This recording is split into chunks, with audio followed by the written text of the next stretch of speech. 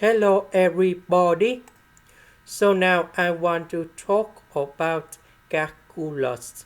The topic that is about integration. So now I want to show you how to answer. We can use about integration by substitution. So I will put about u equals to this one. Later that, we need to do first the derivative for the both sides. So this one we have 2s over s squared minus number 6. Because if we do first the derivative of this one, we keep the same s squared minus number 6 in here. Later that, we need to do first the derivative of s squared minus 6 in here. We have 2s from here.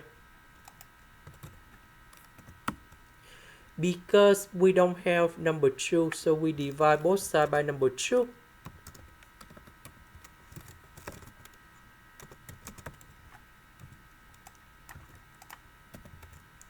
So this one we change by u. S over s squared minus number 6, the s we change by the u over number 2.